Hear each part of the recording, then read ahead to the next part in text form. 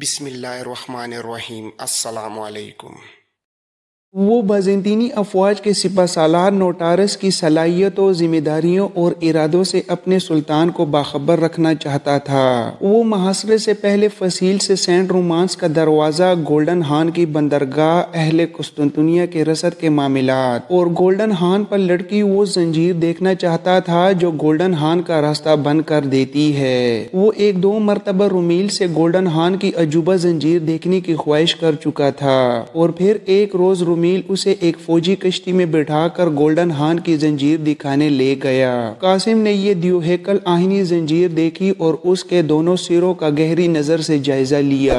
اسے یہ دیکھ کر مایوسی ہوئی کہ دوران محاصرہ اس زنجیر کو توڑنا ناممکن تھا۔ شاید اربان کی توپ کا 30 انچ موٹا گولا اس کے ٹکڑے کر دیتا، لیکن اس کی توپ کو لانا یا نصب کرنا ہی سرے سے ناممکن تھا، کیونکہ اربان کی توپیں نقل و حرکت کے حوالے سے زیادہ اچھی نہیں تھیں، لہٰذا انہیں دوران جنگ ادھر سے ادھر حرکت دینا آسان نہیں تھا۔ قاسم زنجیر توڑنے کا خیال دل سے نکال کر گھر واپس لوٹ آیا، لیکن اس نے فیصلہ کیا کہ وہ 1-2 دن میں اب تک حاصل ہونے والی تمام معلومات کی تفصیل سلطان محمد خان کی جانب روانہ کر دے گا، لیکن اس کے لیے اس کا رومیلی حصار جانا ضروری تھا۔ چنانچہ قاسم نے سلطان کے نام ایک تفصیلی خط لکھا اور انتہائی برق رفتاری سے رومیلی حصار کے سفر پر روانہ ہوا۔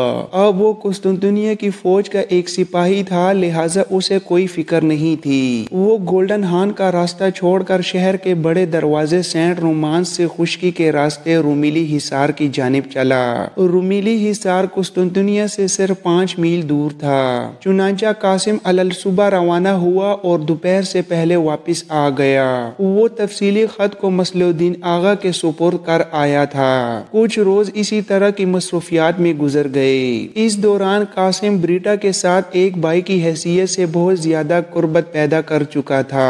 اب تو بریٹا اٹھتے بیٹھتے قاسم کا ہی ذکر کیا کرتی تھی، اور پھر ایک روز مذاق ہی مذاق میں بریٹا نے قاسم سے کہہ دیا، چھوڑو بھیا، تم تو ایسے بھائی ہو کہ ابھی تک مجھے وہ تحفہ بھی نہیں دکھایا جس کا تم نے ذکر کیا تھا اور کہا تھا کہ تم اسے چرچ میں دینا چاہتے ہو۔ قاسم کو غالباً اسی دن کا انتظار تھا۔ اس نے فوراً کہا، ارے میری پیاری بہن، اس تحفے کی کیا قیمت؟ میں تو تم پر اپنی جان بھی نثار کر سکتا ہوں، لیکن ایک بات ہے، میں وہ تحفہ جب بھی چرچ کی نظر کروں گا تو اپنے ہاتھ سے یہ فریضہ ادا کروں گا۔ کیا ایسا نہیں ہو سکتا کہ ہم لوگ آج کل میں فادر ڈیمونان کو کھانے کی دعوت دیں؟ اگر ایسا ہو جائے تو میں اپنا تحفہ بدست خود ان کی نظر کروں گا۔ تم جانتی ہو کہ میں آیا صوفیہ نہ جانے کا تمہیں بتا چکا ہوں۔ تم مقدس باپ کو اپنے گھر بلاؤ گی تو ہم ان سے برکت بھی لے لیں گے اور انہیں مقدس جنگ کے لیے تحائف بھی نظر کر دیں گے۔ قاسم کو یہ بات کہتے ہوئے توقع نہیں تھی کہ اس طرح ہو جائے گا، لیکن وہ بریٹا کا جواب سن کر ششدر رہ گیا۔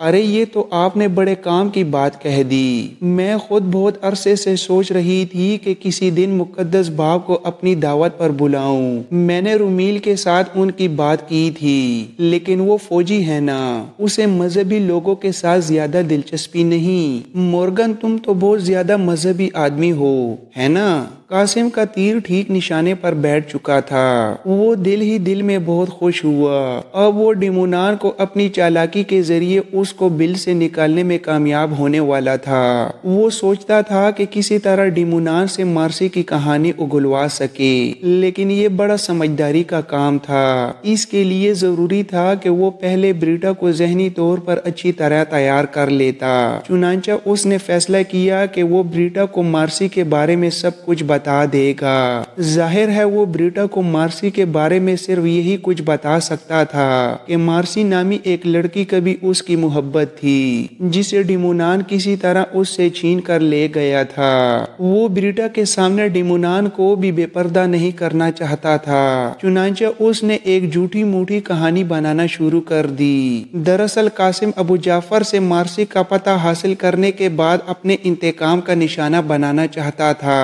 وہ آیا صوفیہ کے اس بطریق اعظم ثانی ابو جعفر یا ڈیمونان کو جان سے مار کر اس کا الزام رومن کیتھولک چرچ والوں پر ڈالنا چاہتا تھا تاکہ دونوں کے درمیان نفرت کی خلیج پیدا ہو سکے۔ چنانچہ وہ سوچنے لگا کہ بریٹا کو کس طرح راستے پر لائے۔ اس نے مارسی کو ایک دردناک کہانی گھڑی اور ابھی وہ یہ کہانی بریٹا کو سنانے کے بارے میں سوچ ہی رہا تھا کہ بریٹا نے سوال کر دیا، لیکن تم نے ابھی تک وہ تحفہ تو دکھایا ہی نہیں، آخر وہ ایسی کیا چیز ہے جو تم مجھ سے بھی چھپا رہے ہو؟ آخر قاسم کیا کہتا؟ اس کے پاس تو کوئی تحفہ تھا ہی نہیں۔ اس نے بریٹا کو یہ کہہ کر خاموش کر دیا، ہاں ہاں ضرور دکھاؤں گا، لیکن اس سے پہلے میں تمہیں ایک دلچسپ کہانی سنانا چاہتا ہوں جو میری اپنی زندگی کی کہانی ہے۔ بریٹا ایک دم مسیری پر بیٹھ گئی، اس کی آنکھیں دلچسپی سے چمکنے لگی اور اس نے کہا کہ ہاں ضرور سناؤ، مجھے تمہاری کہانی سن کر بہت خوشی ہوگی۔ اب قاسم اپنی گڑھی ہوئی کہانی سنانے سے پہلے ڈیمونان کی دعوت والی بات پکی کرنا چاہتا تھا۔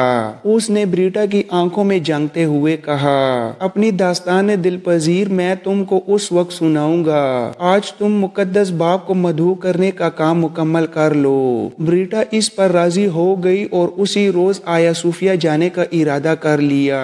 جانے سے پہلے قاسم نے اسے روکا اور کہا، دیکھو تم ابھی فی الحال میرا ذکر مقدس باپ سے مت کرنا، میں چاہتا ہوں کہ ان سے بغیر کسی تعارف کے ملوں۔ بریٹا ایک دم رک گئی اور حیرت سے قاسم کی جانب دیکھنے لگی۔ مورگن کیا بات ہے، تم آج بہت پراسرار قسم کی باتیں کر رہے ہو، پہلے تم نے مجھے تحفہ نہیں دکھایا، پھر تم مجھے اپنی کہانی سنانا چاہتے تھے اور وہ بھی نہیں سنائی، اور اب تم اپنا نام چھپانے کی بات کر رہے ہو۔ تم مجھے کھل کر بتاؤ تمہارے دل میں کیا ہے، میں ہر طرح سے تمہارے ساتھ تعاون کرنے کے لیے تیار ہوں۔ تم جانتے نہیں کہ میرا کوئی بھائی نہیں ہے، میں تمہیں اپنے چھوٹے بھائی جیسا سمجھتی ہوں۔ تمہارے ذکر کے بغیر تو دعوت کی بات میں کشش ہی نہیں رہتی۔ تم چرچ کو قیمتی تحفہ نظر کرنا چاہتے ہو اور اسی بنا پر تو میں مقدس باپ کو دعوت دینے جا رہی ہوں۔ قاسم بری طرح سٹپٹا گیا۔ وہ نہیں چاہتا تھا کہ بریٹا ڈیمونان کے ساتھ اس کا ذکر کسی اجنبی مہمان کی حیثیت سے کرے۔ وہ ابو جعفر کے شاطر ذہن کو جانتا تھا۔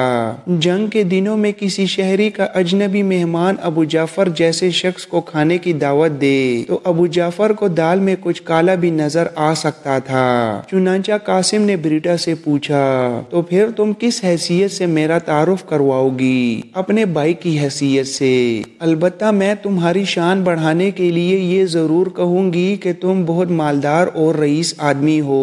قاسم بریٹا کے سادہ انداز پر مسکرا دیا اور اسے جانے کی اجازت دے دی۔ اس نے اپنے ذہن میں جو منصوبہ سوچ رکھا تھا اس پر عمل کا آغاز ہو چکا تھا۔ بریٹا کے آنے سے پہلے اس کا بیٹا سلطان مراد آ گیا۔ قاسم بچے کے ساتھ کھیلنے لگ گیا۔ ایک گھنٹے بعد بریٹا لوٹی تو وہ مسکرا رہی تھی۔ قاسم نے اس کی مسکراہٹ کی وجہ پوچھی تو اس نے کہا، ہماری دعوت قبول کر لی گئی اور امیل سے تو میں نے پہلے ہی اجازت لے لی ہے۔ مقدس باپ ہماری دعوت پر کل رات کا کھانا کھانے ہمارے ہاں تشریف لائیں گے۔ قاسم کو توقع نہیں تھی کہ ڈیمونان اتنی جلدی آنے پر تیار ہو جائے گا۔ اس کا خیال تھا کہ وہ مصروفیات کی وجہ سے کئی دن بعد کا وقت دے گا۔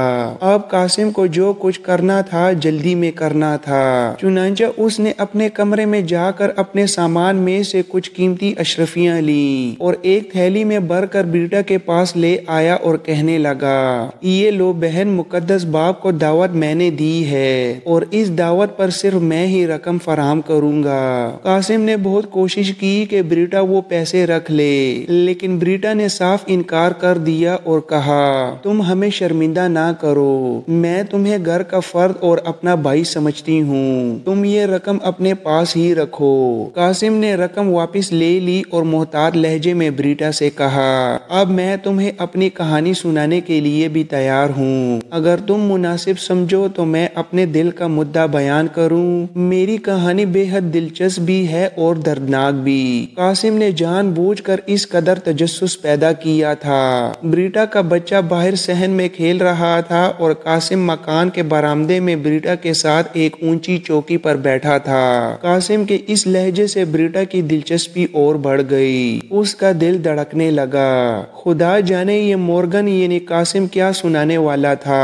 ब्रीटा ने सोचा और अपनी थ्योरी पर बल चढ़ाकर कासिम से कहने लगी, हाँ हाँ क्यों नहीं, तुम इतने तकल्लुफ से क्यों काम ले रहे हो, मैं पूरे शौक और तवज्जो से तुम्हारी बात सुन रही हूँ। कासिम ने ब्रीटा को मोहब्बत भरी नजरों से देखते हुए कहा, बहन दरअसल बात ही कुछ यूं है कि मुझे तुम्हारे सामने दोहराते हुए लाज आती है। कासिम ने अभी झूठी कहानी सुनाने से पहले थोड़ा सा शर्माने की अदाकारी की तो ब्रीटा खिलखिलाकर हंस दी। अरे तुम तो शर्मा रहे हो, ऐसी भी क्या बात है, लगता है मेरे भाई के दिल में कोई माजबीन डेरे जमाई बैठी है। ब्रीटा ने कासिम की तवक्को के मुताबिक बात की थी। कासिम मजीद शर्माने लगा और लजाते हुए कहा, तुम ठीक समझती हो, वाकई मुझे एक अल्बानवी लड़की मार्सी से बेहद मोहब्बत है। वो सिर्फ हसीन ही नहीं, बेहद ज़हीन और दानिशमंद भी है, लेकिन वो मुझसे बिछड़ चुकी है। अब तुम्हें ये जानकर हैरत का झटका लगेगा कि तुम्हारे इसी मुकद्दस बाप डिमुनान ने मेरी मार्सी को मुझसे जुदा कर दिया है। कासिम बात करते करते रुक गया क्योंकि ब्रीटा हैरत से उछल पड़ी थी। वो कदरे तेज आवाज में बोली, ओह तो क्या तुम मुकद्दस बाप डिमुनान को जानते हो? ये तो गजब हो गया, मैं तुम्हें उनके सामने अपना भाई कह चुकी हूँ। अब वो तुमसे मिलेंगे और तुम्हें पहचान लेंगे तो मैं तुम्हारे साथ किस हैसियत से अपना तारुफ करवाऊंगी। लेकिन कासिम ने उसे तसल्ली देते हुए कहा, ब्रीटा बहन घबराओ मत, तुम तो मेरी सारी कहानी सुनने से पहले ही घबरा गई, पहले सुन तो लेती। डिमुनान मुझे जानते हैं लेकिन ये तो नहीं जानते कि मेरी कोई बहन भी है या नहीं। जो रिश्ता तुमने बताया है उस पर कोई हर्फ नहीं आता, लेकिन अगर तुम डिमुनान को जानते थे तो तुमने मुझे दावत देने से पहले तक बेखबर क्यों रखा? यही तो मैं बताने जा रहा हूँ। शायद तुम्हें मालूम हो कि बतरीके आजम सानी डिमुनान आज से 7 साल पहले अदरना, अल्बानिया और बोस्निया जैसे इलाकों में रह चुके हैं। ये उन दिनों की बात है जब ये अल्बानिया में थे और मैं भी वहीं था। वहाँ मुझे एक शाही कनीज मार्था की बेटी मार्सी से मोहब्बत हो गई थी। फादर डिमुनान ने अल्बानवी बादशाह सिकंदर बेग के लिए उस लड़की को मुझसे हासिल किया और उसकी बेचारी माँ को कत्ल करवा दिया। लेकिन मार्सी सिकंदर बेग के पास भी ना रही और लापता हो गई। तब से अब तक 7 साल हो गए हैं मैं उसे ढूंढ रहा हूँ। मैं कुस्तुनतुनिया भी दर हकीकत इसीलिए आया हूँ। फादर डिमुनान मुझे अच्छी तरह जानते हैं, इसलिए मैं उनके सामने नहीं आना चाहता। मैं चाहता हूँ कि तुम अपने तौर पर किसी तरह उनसे पूछगछ करो और मार्सी का पता लगाने की कोशिश करो। ब्रीटा तुम मेरी बहन हो और बहनें भाइयों के लिए इस तरह की कुर्बानियां तो देती ही हैं। ब्रीटा गौर से कासिम की बात सुन रही थी। बात खत्म हुई तो वो चहक कर बोली, लो ये कौन सी मुश्किल बात है, तुम तो ऐसे ही मंसूबे बनाते रहते हो। मैं सीधी तरह उनसे पूछ लूंगी कि मार्सी कहाँ है, अगर फादर को पता हुआ तो जरूर बता देंगे। कासिम ब्रीटा की सादगी पर मुस्कुरा दिया। डिमुनान के दिमाग से कोई बात निकलवाना आसान काम नहीं था। चुनांचे उसने ब्रीटा को अपनी गढ़ी हुई झूठी कहानी शुरू से लेकर आखिर तक सुना दी। उसकी कहानी में कई ऐसे मोड़ भी थे जहां ब्रीटा के आंसू निकल आए। कहानी का प्लॉट तो यही था जो कासिम पहले बता चुका था, अलबत्ता उसकी जुजियात और तफसील बड़ी दिलचस्प थी। ब्रीटा पूरी तवज्जो के साथ उसकी कहानी सुनती रही। कासिम ने उसे ऐसा तासुर दिया कि उसे डिमुनान के किरदार से किसी हद तक मशकूक कर दिया और वो संजीदा लहजे में कहने लगी, ठीक है मैं तुम्हारी सारी बात समझ गई हूँ और मैं तुम्हारे लिए सब कुछ करने को तैयार हूँ, लेकिन एक बार मेरी समझ में नहीं आई कि मैं फादर के सामने मार्सी का जिक्र किस तरह छेड़ूंगी और उनसे हकीकत कैसे उगलवाऊंगी। और तुम्हारा क्या होगा, क्या तुम दावत में शामिल नहीं होगे? इस तरह तो गड़बड़ हो जाएगी। ब्रीटा के सवालात माकूल थे, चुनांचा कासिम ने उसे जवाब दिया, ब्रीटा बहन तुम परेशान क्यों होती हो? मैं डिमुनान से सिर्फ इतनी देर छुपा रहना चाहता हूँ जब तक तुम उससे مارسی کی بابت اگلوا نہیں لیتی۔ جو ہی وہ مارسی کے بارے میں بتا دیں گے میں سامنے آ جاؤں گا اور پھر دعوت میں بھی شرکت کروں گا اور اپنا خاص تحفہ بھی چرچ کی نظر کروں گا۔ مجھے یقین ہے کہ اس وقت تم سب لوگ میرا تحفہ دیکھ کر حیران رہ جاؤ گے۔ اور اب رہ گئی یہ بات کہ تم فادر ڈیمونان کے ساتھ مارسی کا ذکر کیسے چھیڑو گی، تو یہ لو۔ گفتگو کا یہی وہ مقام تھا جس کا انتظار قاسم کافی دیر سے کر رہا تھا، اور اسی خیال کو ذہن میں رکھ کر اس نے ڈیمونان کی دعوت کا سارا منصوبہ بنایا تھا۔ اب قاسم نے اپنے لباس کے اندر ہاتھ ڈالا اور جب نکالا تو اس کے ہاتھ میں ایک خوبصورت انگوٹھی تھی جس کے سبزداری پتھر میں صلیب کا نشان کھدا ہوا تھا۔ یہ وہ انگوٹھی تھی جو مارتھا نے اپنی بیٹی مارسی کو دی تھی، اور مارسی نے اپنی ماں کی یہ نشانی آخری ملاقاتوں میں قاسم کے حوالے کر دی تھی۔ قاسم نے وہ انگوٹھی بریٹا کو تھمائی اور پرتجسس لہجے میں کہا، بریٹا بہن، یہ انگوٹھی مارسی نے مجھے دی تھی، یہ اس کی ماں مارتھا کی انگوٹھی ہے، اسے تم پہن لو۔ کل جب تم فادر ڈیمونان کے سامنے جاؤ گی تو اس انگوٹھی کو دیکھ کر وہ ضرور پوچھیں گے اور تم سے اس انگوٹھی کی بابت لازمی طور پر دریافت کریں گے۔ تم اچھی طرح ذہن نشین کر لو کہ تمہیں اس انگوٹھی کے بارے میں کیا بتانا ہے۔ قاسم نے بات روک دی تو بریٹا نے پرتجسس لہجے میں پوچھا، ہاں بتاؤ مجھے اس انگوٹھی سے متعلق فادر ڈیمونان کے سامنے کیا کہنا ہے۔ اب قاسم نے بریٹا سے کہنا شروع کیا، تم نے فادر ڈیمونان سے کہنا ہے کہ تم نے یہ انگوٹھی قسطنطنیہ کے بازار سے خریدی ہے۔ جب فادر کو یہ پتا چلے گا کہ تمہاری نظر میں یہ معمولی ہے اور تم اس کہانی سے بالکل بے خبر ہو تو مجھے یقین ہے کہ وہ تم سے یہ انگوٹھی ضرور مانگ لیں گے۔ تم بے شک انہیں انگوٹھی دے دینا، اس طرح اول تو وہ خود ہی تمہیں مارسی کے بارے میں بتا دیں گے، اور اگر انہوں نے نہ بھی بتایا تو بھی ہمارا کوئی نقصان نہیں، کیونکہ اگر مارسی زندہ ہے اور فادر ڈیمونان اس کے بارے میں جانتے ہیں تو یہ انگوٹھی وہ مارسی تک ضرور پہنچائیں گے۔ اس طرح مارسی کو خود بخود پتہ چل جائے گا کہ انگوٹھی کہاں سے چل کر آئی ہے اور کس طرح اس تک پہنچی ہے، اور اگر تم چاہو تو انگوٹھی دینے سے پہلے فادر پر یہ شرط عائد کر سکتی ہو کہ وہ تمہیں اس انگوٹھی کے بارے میں بتائیں۔ سیدھی سی بات ہے، نہ زیادہ پیچیدہ اور نہ مشکل۔ کیا تم اس طرح کر سکو گی؟ مجھے یقین ہے کہ وہ کچھ نہ کچھ ضرور بتائیں گے جسے میں ساتھ کے دریچے سے سننے کی کوشش کروں گا یا بعد میں تم سے پوچھ لوں گا۔ قاسم جانتا تھا کہ ڈیمونان جو بچپن سے مارسی کے گھر آتا جاتا تھا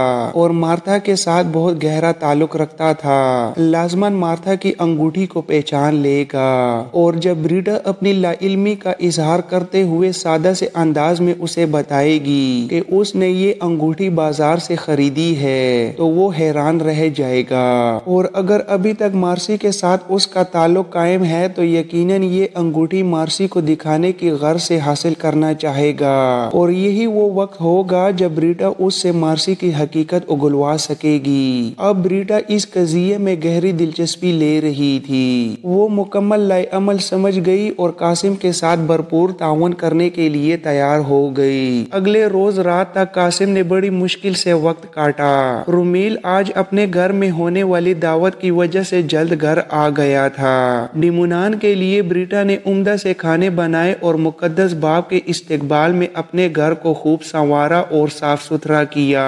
اس نے ڈیمونان کے بیٹھنے کا اہتمام اس کمرے میں کیا جس کے ساتھ والے کمرے سے ڈیمونان کی باتیں سنی جا سکتی تھیں، کیونکہ درمیانی دیوار میں ایک چوبی دروازہ تھا۔ اس نے قاسم کو اس دروازے کے بارے میں بتا دیا تھا۔ قاسم کو اطمینان ہوا کہ بریٹا اس کے ساتھ بھرپور تعاون کر رہی ہے۔ سورج غروب ہونے سے کچھ دیر پہلے قاسم کسی کو کچھ بتائے بغیر رومیل کے گھر سے نکل گیا اور کس قدر فاصلے پر گلی کی نکڑ پر لگے پام کھجور کے درخت کے نزدیک ہو کر کھڑا ہو گیا۔ وہ یہاں بوقت ضرورت پام کے موٹے تنے کی اوٹ سے ڈیمونان کو آتے ہوئے دیکھ سکتا تھا۔ گلی کی نکڑ پر اس کے کھڑے ہونے کا انداز بالکل عام سا تھا۔ گھر میں رومیل نے بریٹا سے پوچھا، ارے یہ مورگن کہاں چلا گیا؟